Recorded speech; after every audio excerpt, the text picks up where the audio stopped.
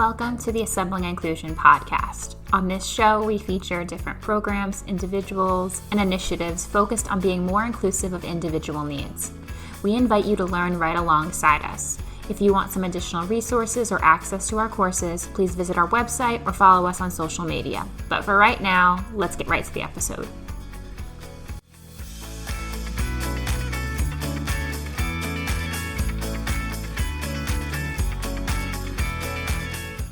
Today, we're talking about post-secondary education and the opportunity to teach learners the skills to help them find meaningful employment.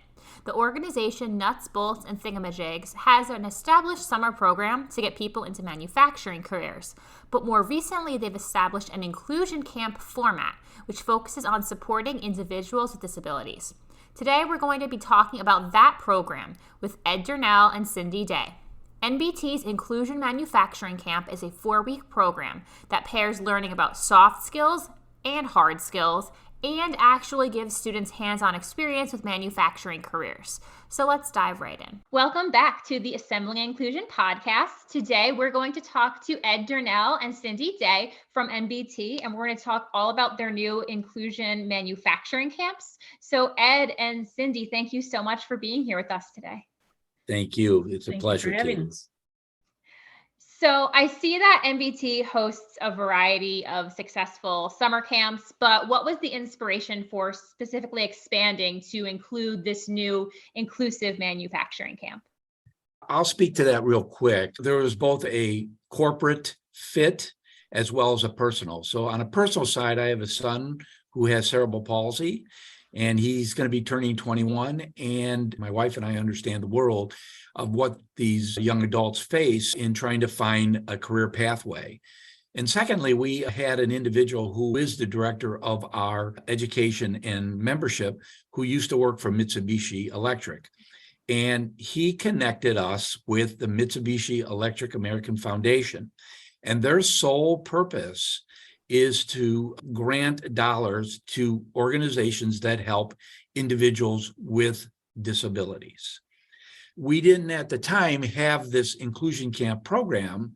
However, we went to them and said, if we made a proposal about establishing this program, would you be interested? And they said, absolutely. So we put together an incredible write-up and presented it to them, and we were awarded a very nice grant to be able to help establish our inclusion camps. That's really exciting. I saw about the grant funding when I was reading about your program, and I appreciated the fact that as a former special education teacher, I always knew that 21 was the transition out of the secondary classroom. So it's nice that they have that opportunity to have some type of camp where they can build those skills to go into the workforce after they're finished with secondary school. How does that inclusion camp fit into your other camp offerings? Because I know you have a lot of different camps that you offer over the summer. The mission of the Nuts, Bolts, and Thingamajigs Foundation is to inspire and encourage individuals of all ages to pursue a career in manufacturing. We do that through 3 programs: our scholarships, which we've been awarding since 1990, and our traditional summer manufacturing camps, which we have been supporting for over 17 years. By the way, we supported 165 camps across the U.S. and into Canada this past summer in 2022. But those camps are designed for younger students ages 12 to 16. The opportunity to reach what we might call an untapped pool of prospective workers was very exciting to us. And the opportunity to serve a population of young adults with disabilities, we jumped at the chance. Well, that's really great. I didn't realize there were that many camps over the summer that you hosted. That's pretty impressive. So there were 2 inclusion camps, correct? The 2 inclusion camps were in addition to the 165. Okay. So there was the 2 and then the rest of the camps that were offered over the summer across the multiple states and in Canada too. Mm-hmm. So how is the inclusion camp structured? So our traditional camps are 1 week, and it's about awareness, whereas our inclusion camps are 4-week programs, and they are almost a mini apprenticeship or internship. So We concentrate 2 weeks on soft skills and 2 weeks on hard skills. Soft skills being learning to incorporate yourself into a culture of an organization, how to be a good team member in an organization, how to interview, how to write thank you letters, all the things that we kind of take for granted. We have to help these individuals kind of develop the skill. And then the other 2 weeks are almost like a mini internship for individuals to go into a plant and to experience what it is to either work on a line or do a specific manufacturing job. This is how we've structured this program, with the final goal of trying to find employment for all of our campers. We ultimately want to make sure we can try to place these individuals into the manufacturing industry. So the inclusion ones are more, let's prepare for the career, whereas the other programs are more like exposure to the different topics and things like that for the younger students. Well put. So what were the 2 locations, remind me, for the inclusion camps this past year? The first one was held in the Chicago area. The agencies that we worked with were Trinity Services and Helping Hand. And then they actually transported their students to Triton College in River Grove for what we might call the hard skills portion of the camp. The participation there was wonderful. We had like a collaboration with all those partners. The second one was held at VPI, or formerly known as Valley Packaging, in Appleton, Wisconsin. They were already structured to be an employer for people with barriers to employment, and persons with disability falls into that category. So they had some of the programs already set up, but the Inclusion Manufacturing Camp, I think, gave them a very well-defined structure, agenda for this particular group of students who went through the 4-week training. I love all the partnerships that go into this program. That's really great to hear about. So we talked a little bit about the structure and how there's the focus on the soft skills and the hard skills. So what types of soft skills practice are they receiving? You had mentioned, Ed, I think, interviewing and thank you notes. Is that like a structured curriculum, or is it more based on what the participants need? We have 2 curriculums that we've used. One of them is Bring Your A Game, and the other one is Skills That Pay. And both of these curriculums are geared toward developing soft skills within an organization for individuals with disabilities. So we've used both of those. There's also a third group that we've used. Cindy, what was the third one that we used? Are you thinking of the DOL? The Skills That Pay is from the Department of Labor. And that one is actually free. So that is the probably preferred curricula to use. The Skills That Pay cover everything from making eye contact and how to be around loud noises, things like that. The things that we take for granted, Katie, and what we're trying to teach these individuals is kind of like Cindy mentioned, having that eye contact, being able to shake hands before and after an interview, how to work together with individuals in a close setting, be it a packaging line or whatever. The things that you and I wouldn't have a problem with, someone with autism would. So trying to develop those skills for them is important. Oh, definitely. Just from my own experience, I think that's great that you build in those 2 weeks just to focus on those things, because that's definitely going to be something they need to have when they go out in interview or accept a position. And so it's great that those foundational skills are being built in practice in a safe space too. I'm assuming they're doing activities to get them ready, and that's part of the curriculum, I assume, right? Correct. At least they're in a safe space where they can get it wrong, and it's not the actual interview, it's just the practice, and you can practice again. And so that's really great that they have that opportunity. Some role playing and whatnot, yes. And I know VPI added some of their other exercises that they had. It's basic communication and how to use your words to make sure somebody else knows what you want to communicate to them. And I meant to ask before, I can't remember if we had discussed this. It's a full day, right? It's a full like morning and afternoon, or is it just like a half day session? It depends on the camp host, but at VPI, it was Monday through Friday, and they did half days. A lot of times what we're finding out is that because of transportation challenges, what we might call a school day or work day has to be adapted because of the particular population. That makes sense, to have some flexibility then to fit everybody's needs. So we talked a little about the soft skills that they were learning. So now for those hard skills, the manufacturing type skills, they're actually going out into a plant, right, to work. So Mhm. they're working alongside people, I assume, who are already in those positions, and they're kind of learning to collaborate and work together. Can you talk a little bit about what the physical skill part of the instruction looks like? So you're exactly right. With VPI, it's a repackaging company. Their number one client is Kimberly-Clark. So they would go onto the plant and they would work at various lines, either emptying boxes and getting them prepared for rebranding, or they would be boxing new boxes with new materials in them, or they would work on even larger lines where they would just be incorporated with the rest of the staff at VPI.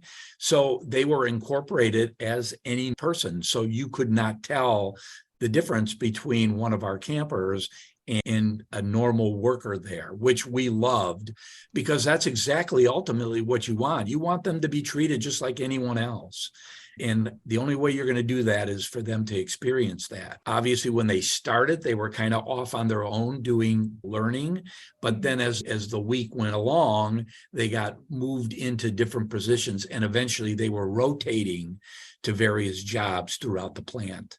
It was wonderful the way it was done. We would highly recommend, and we can send it to you. WBAY in Appleton came out and did about a 5-minute news clip of our camp. Oh yeah, definitely do, because I can link that in the show notes so people can take a look at what it looked like firsthand. And that's the whole point. I mean, that's even why this podcast exists, is the whole celebration of bringing everybody together and not knowing necessarily who has a disability and who doesn't, and having everybody just kind of do one collaborative experience. So that's great that they were put into that position where they could work alongside their now coworkers after they were finished with that initial training of learning how to do the position. I wanted to speak to some of the specific students in the program and how the program maybe benefited them. What are some of the benefits that you've seen with the Inclusion Manufacturing Camp so far?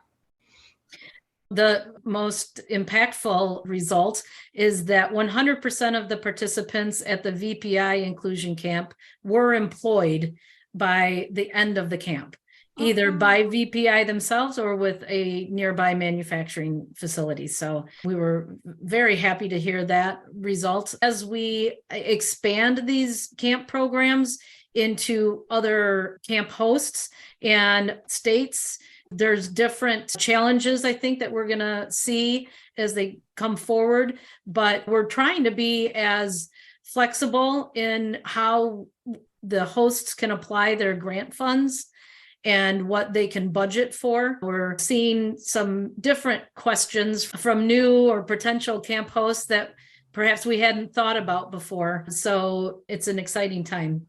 So, Katie, the one good thing about this is that we're kind of like mad scientists in the laboratory. It's a total beta. Everything we're doing is new. There's precedent every time we do something. And so what we've learned is we've developed two types of camp. One is a comprehensive and one is a component. So comprehensive is VPI, where everything is done within their four walls. And then the component is where you're working with the social service groups at their location, you're working at the Triton College, and then you'll eventually be working with a business. So you have three different components that are being added together to form the camp. I would tell you that obviously the comprehensive is a little easier for us because it's all under one roof, but it's also really great to have additional partners when you do a component camp. So those are some of the things that we're learning as we go through this. Like Cindy said, we only had our first initial 2 camps. We're hoping to have 3 next year, if not more. A lot of this is, I wouldn't say we're making it up as we go along, but a lot of it is new to us. So we're learning. Yeah, that makes sense. Like with anything, with the first year, it's always a learning curve, but that's really impressive that even in the first year, there was still 100% of the students at the one camp who were able to be employed. So even just that within the first year is a pretty impressive feat by itself. And I can see how there's benefits to both types of program. Obviously, they're getting still the same benefit of the structure of having the social skills plus the physical skills and the practicing, but then having everything all in one place versus separated, but then also having those connections. I could see how it's a trade-off both ways. And it's nice that you're offering up different options as well, so that more camps can be hosted based off of what's available. So you do have an additional camp coming for this summer then?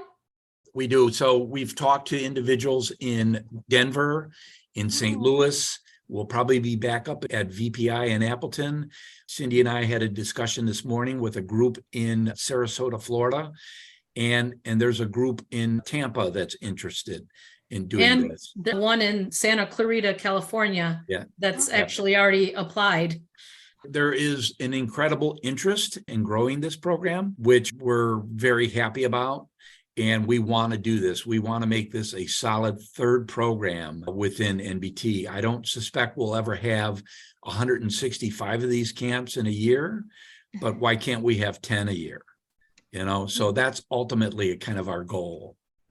Well, it's moving forward, so it's moving in the right direction, at least, to have all of that interest all spread out around the country, which is really nice too, because then you could appeal to more people in different regions, and that's really exciting that more places are interested in hosting that type of camp. So the students coming to the camp, is there an application process for them? So if they want to join the Inclusion Manufacturing Camp, do they have to apply, interview? We've done it a couple different ways. This past summer, we were lucky enough that both the Triton and the VPI camp already had identified who they would want to invite to participate. I'm not sure if that's going to be the case with some of these other organizations, but with some of them, they already are working with this population, so it'll be very easy for them to identify which campers would be the most successful. Looking at the component model, as what Ed was describing, it might be a little bit more difficult. And at that point, we would probably have to heavily rely on the social service agencies to help us recruit and identify and register those participants for the camp. So as of today, there is no requirement other than that they need to be at least old enough to become employed, because again, that's our ultimate goal of these camps, is to employ those individuals in a manufacturing environment. So they have to be a minimum of 16. More than likely, they're probably more like 18 years old to 30 or so. As Cindy pointed out, we want to drive them toward being employed. And I think that's the underlying part of getting these individuals into our camp. We work real closely with either the social services or with the organization, like a VPI. I think that's vital. I think our job's going to get harder and harder as we grow, because we're going to have to get more of a marketing bent to this by driving more people to this. So the first two were fairly easy. They were almost layups because, as Cindy mentioned, the individuals who they wanted to bring on board were recognized already. Now, I'm sure there's going to be a lot of interest at first on this, but as we grow this program, I know that we're going to have to be very aware about driving it from a marketing standpoint. So no question about it.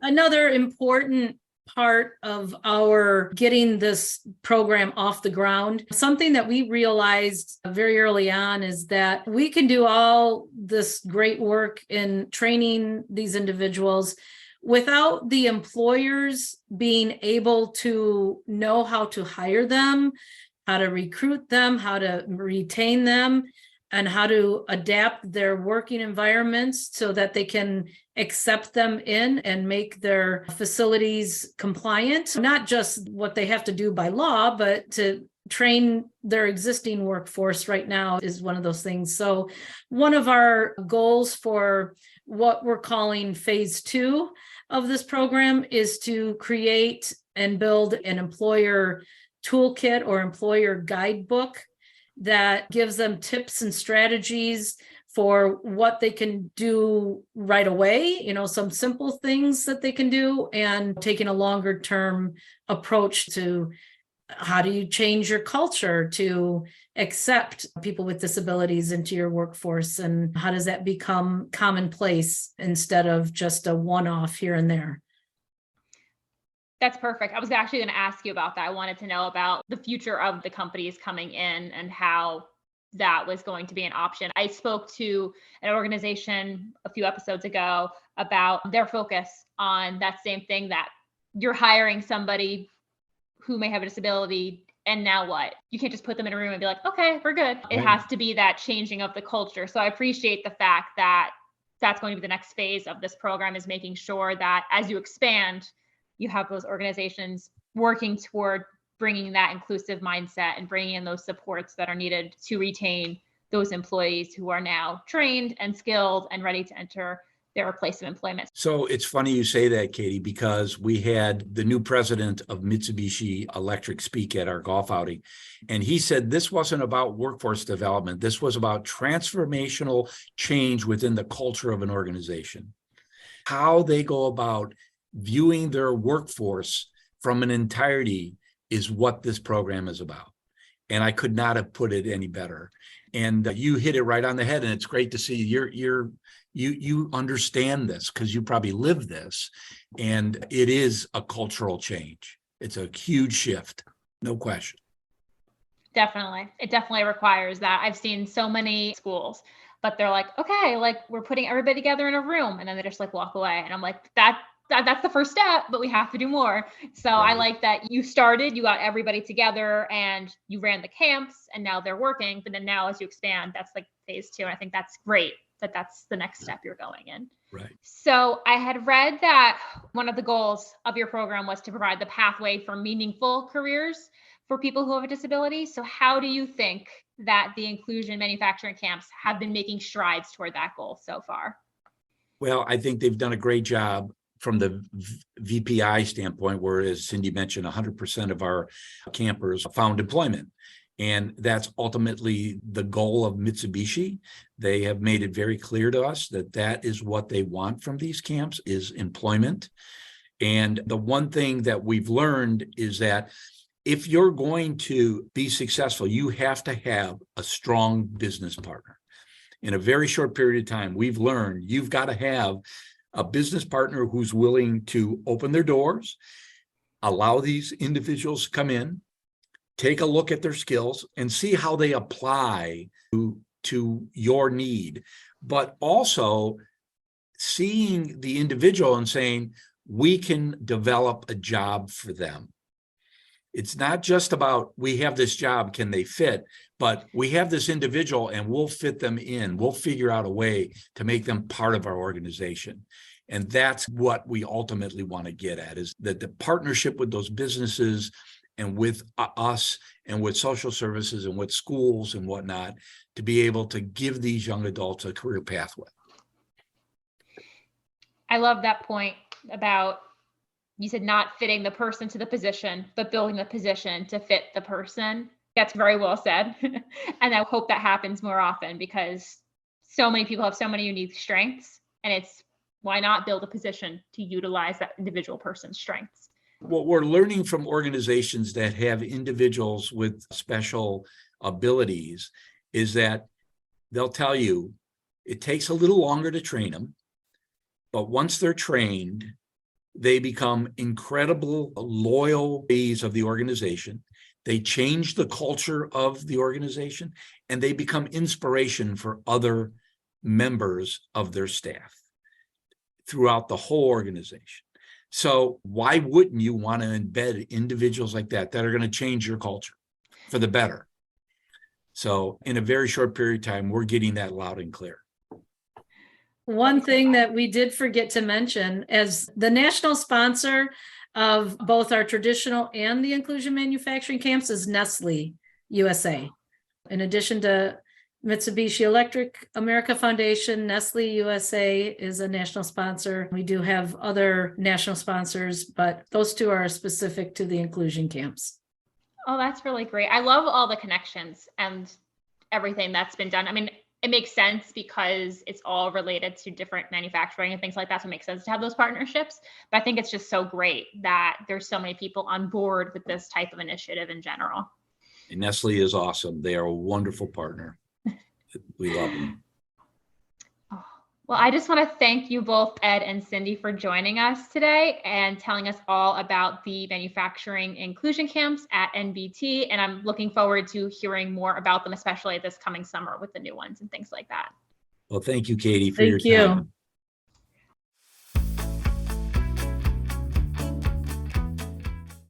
Thanks for listening to this episode of the Assembling Inclusion podcast. I hope the information in this episode taught you something new, gave you a new idea, or showcased a new perspective. If you liked the episode, feel free to leave us a review or comment. If you have a recommendation for an individual or an organization who would make a great guest, you can message us on Twitter or Instagram, or send us an email at assemblinginclusion@gmail.com. See you next time.